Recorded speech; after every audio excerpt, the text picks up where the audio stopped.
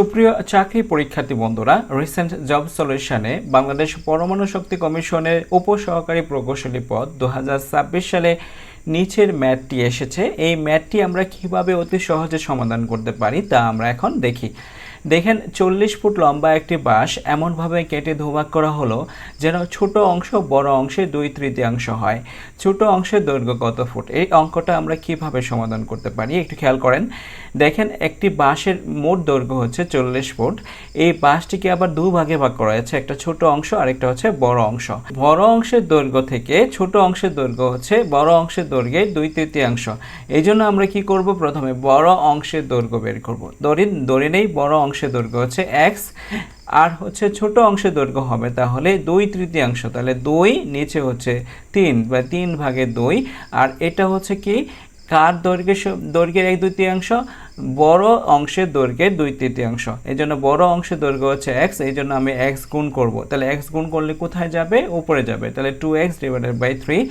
এখন দেখেন, এই দুইটি অংশকে যদি যোগ করি তাহলে বাঁশের মোট দৈর্ঘ্য পাওয়া যাবে। এই জন্য আমরা মাঝখানে যোগ চিহ্ন দেব, কারণ এটা হচ্ছে বড় অংশের দৈর্ঘ্য আর এটা হচ্ছে ছোট অংশের দৈর্ঘ্য। বড় অংশের দৈর্ঘ্য এবং ছোট অংশের দৈর্ঘ্যকে যদি যোগ করি তাহলে মোট পাবো আমরা 40 ফুট। লিখলাম 40 ফুট। এখন খেয়াল করেন, দেখেন এটা হচ্ছে পূর্ণ সংখ্যা আর এটা হচ্ছে ভগ্নাংশ সংখ্যা। তাহলে ভগ্নাংশ সংখ্যা আর পূর্ণ সংখ্যা যোগ করলে নিচে কি তার থাকে? লসাগু থাকে। তাহলে 3 আমরা কি করব? লসাগু হিসেবে নেব। তাহলে এখানে নিচে একটা 1 আছে, 1 দিয়ে 3কে ভাগ করলে 3 থাকে। 3 দিয়ে যে x-কে গুণ করেন তাহলে 3x হয়।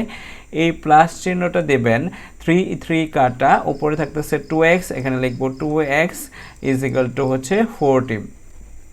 বা আমরা এখন কি করব, এই 3x আর 2x যোগ করলে হচ্ছে 5x, আর এইখানকার 3টা আমি এই পাশে নিব, আর গুণন হিসাবে 3 যদি এই পাশে নিয়ে যাই তাহলে 40 × 3 হবে গুণ, এখানে বাঁকা আকারে আছে, এই পাশে গেলে গুণ হয়ে যাবে। বা আমি যদি এখানে x রাখি, এই 5টা গুণ আকারে আছে, এই পাশে এসে ভাগ হবে, এই পাশে এসে ভাগ হবে, তাহলে এই 5 এসে ভাগ হলো। তাহলে এই 5 দিয়ে যদি আমি 40কে কাটি, 40কে কাটি, তাহলে 5 8 40। এখন দেখেন, এখন খেয়াল করেন, দেখেন কি আছে, দেন বা এই x এর মান হচ্ছে এখানকার 8 দিয়ে এই 3কে গুণ করা, এই 8 দিয়ে 3কে গুণ করলে 24। তাহলে x এর মান পেয়েছি 24। এই 24 হচ্ছে বড় অংশের দৈর্ঘ্য। তাহলে আমাদের কাজ হচ্ছে ছোট অংশের দৈর্ঘ্য বের করা। এখন ছোট অংশের দৈর্ঘ্য মান কত? ছোট অংশের দৈর্ঘ্য মান হচ্ছে 2x/3।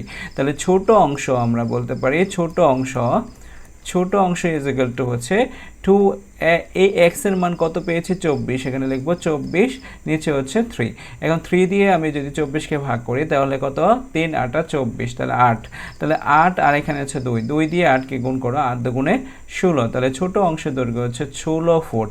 এখানে দেখেন 16 ফুট আছে, উত্তর হচ্ছে 16 ফুট।